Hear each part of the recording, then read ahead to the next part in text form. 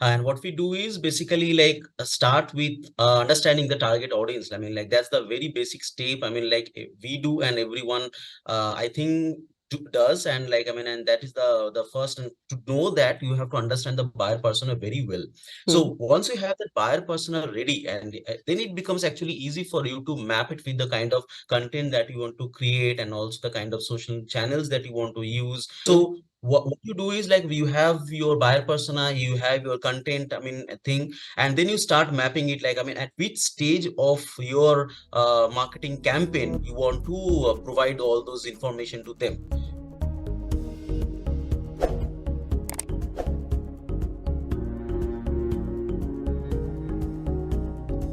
Hi everyone, this is Devleena, your host, and I'm back with one more special episode today on Icons Behind Brand.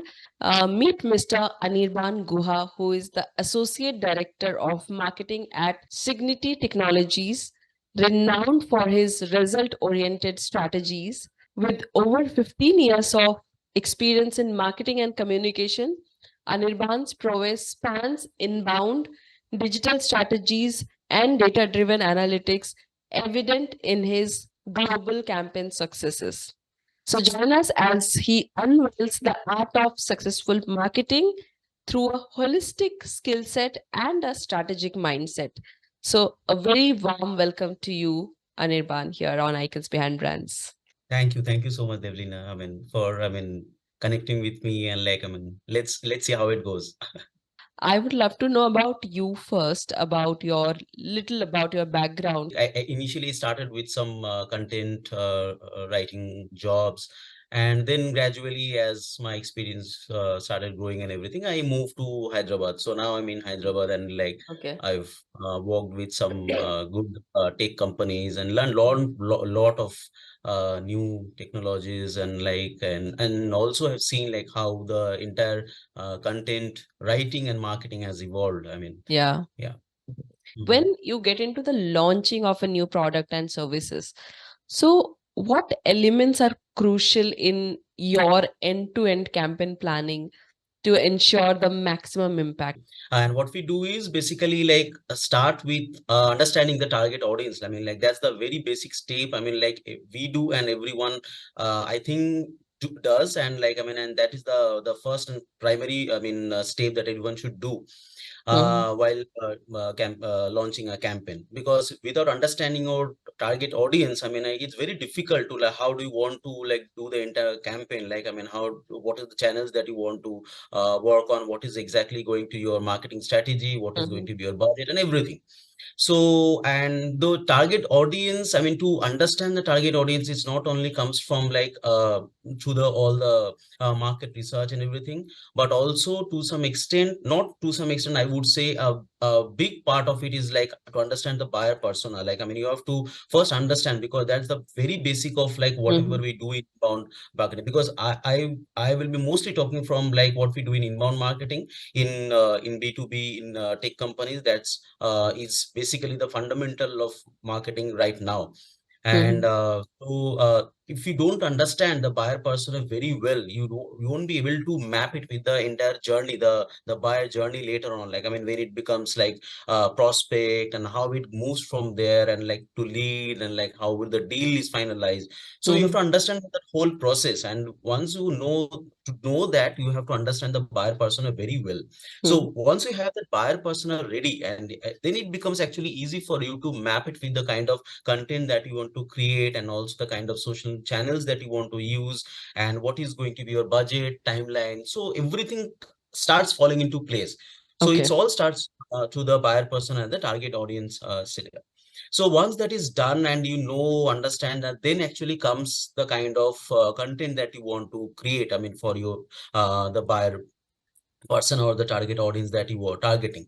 So it might be, and when it comes to the content part, I mean, it's a very, I mean, broad, I mean, thing. I mean, lot of things come into place. What you, if you want, whether you want to have a blog, you want to be some like white papers, ebooks, the kind of collaterals, basically, I mean, like marketing collaterals that you want to decide, videos, podcasts, webinars. So a lot of things come into place. So Mhm. what you do is like you have your buyer persona, you have your content, I mean, thing, and then you start mapping it like, I mean, at which stage of your marketing campaign you want to provide all those information to them. Okay. So, can you share insights into aligning the marketing collateral development with the campaign objective and audience preferences in tech sector, especially? I mean, you have to be a master storyteller. And what I mean by master storytelling is not that, I mean, like you just create, I mean, like content on a basis, like, I mean, every day you're creating your content. No, that's not the way. Your content should definitely be created on a very consistently. That's basically the idea of any inbound marketing. It shouldn't be like that. You're doing something, there is a gap, there is a pause, and then what happens? That the disconnect happens. Hmm. But on top of that, what you have to do is you whatever content you're creating, I mean, has to be a quality, has a certain amount of quality in it. Is it answering all these questions that the your customers are looking for in the web? Especially they are Mhm. coming to online, they do search, right? I mean, like, so while they're doing that, if you are able to pick up those questions and answer them properly, that actually you're able to create that connect. So now, I mean, you're doing that, and now, I mean, you're doing it very aggressively and everything. But the another part of it is this is that, I mean, are you able to analyze it properly? And there Okay. comes the those analytics and automation part. Mhm. So earlier, like as I was telling you, like when we started, I mean, as a content, very like, I mean, say 15 or 15 years back. So then content was basically all like the analytics was mostly into Google Analytics. I mean, like, okay, Okay. the traffic is rising and like, okay, the keywords are working and everything. But now it is not only that. Google Analytics, I mean, definitely gives you a lot of information about that. But apart from that, we use a lot of automation tools that give you a very in-depth analysis. Like, I mean, what kind of content, like whether it's a blog, it's a webinar, collaterals, what exactly is working for you, and what stage of the buyer person or the buyer journey. Science is your data and numbers. So when it comes to this, Anirban, help me understand like how do you balance between these softer aspects like content marketing and number driven analytics in your day-to-day marketing campaigns? So analysis, I mean, data analysis, I mean, is it's one of the core part of marketing today. So I have seen marketing teams, they have entire like 4 or 5 members who are completely, I mean, dedicatedly they work. I mean to analyze those data, like, I mean, whatever the Mhm. other team has been producing. I mean, in terms of like content generation and all these things, those people who are into analytics, and they are like, I mean, running the automation behind all our the content marketing, the inbound marketing we do. They give us all those data that, okay, your blog has performed this much. I mean, like your email campaign has, I mean, this rate, I mean, open rate and click rate and all these things. So once you analyze those data, I mean, like, I mean, and you start, I mean, what shall I say? Like, I mean, and then you bring it back to your like service, like whatever you're producing, whatever the services Mhm. you want to offer. And like, I mean, and then you actually you're able to connect those, then I mean, like, it's a win-win situation for everyone. Mhm. So let me know what key lessons have you learned from your past marketing campaigns and challenges in the tech industry that have shaped your approach to the future strategies? What I have to tell, but that aspect of like that understanding the target audience, I mean, like to understand your buyer persona properly was evolving at the time, the time we started.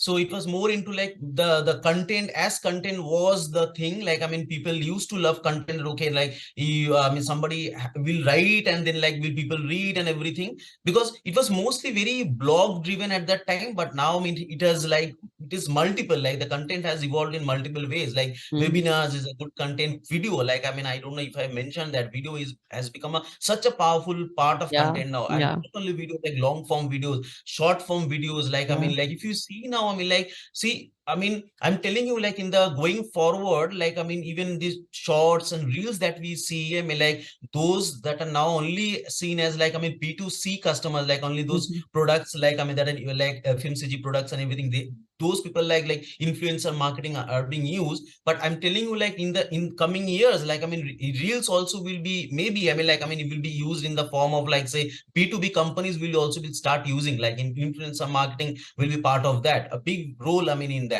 So True. that's what, like, it's all evolving. I'm like, I mean, that way I'm learning is like, I mean, immense learning has happened, I mean, through these 15 years. Like, I mean, and you have to be very open-minded, very broad in terms of understanding those technologies that are coming your way. How do you ensure that marketing communication remain innovative and relevant given the ever evolving nature of technology which we are talking right now? In our daily marketing job, like in campaign planning and all these things, in our daily marketing communication execution, we are using Gen AI. We are using it. I mean, Okay. like, and it's been such a, I mean, collaborative thing. I mean, like that I mean, and people who are able to do that in a smart and efficient way, they will only understand it has actually reduced our time a lot. You're now becoming more efficient. You're now able to do more of multitasking than what you used to do, like, I mean, 2 3 years back. I'm not even talking 5 years back, 2 3 years back. So what happens is that with Gen AI, like, I mean, the prompts that you use, I mean, you have to be very smart, I mean, like, in doing that. So it is actually reducing your like time, because whatever the content that we used to create earlier, and also like it actually helps us to understand, like, okay, I mean, it can be this story, particularly what we are writing, I mean, say particular for a customer, can be said in this way, right? Hmm. So that actually saves you a lot of time in doing your testing, your A/B testing, and understanding your doing multiple testing in terms of writing it. So that actually is helping you, complementing you. So in terms of that use, actually the Gen AI is like, I mean, you're increasing your efficiency level.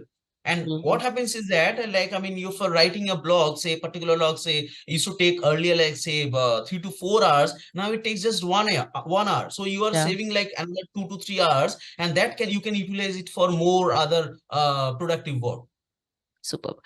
Okay, so with this, we are moving towards a section called rapid fire round. The rules are we need to answer in one word, and Okay. if possible, as minimum word as possible. Yeah. Sure. Okay. So we are good to go. Yeah. Okay. So what has been your favorite age so far? Favorite age, I mean, would be this age. I was Gen AI age, generative AI age. Oh, that's cool.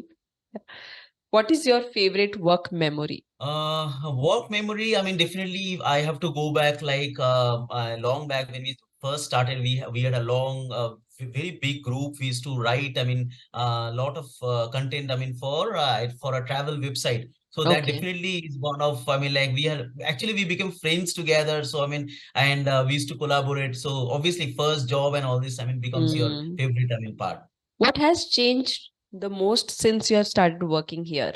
So, what I see the major change is like the acceptance level of like the way we are accepting technologies.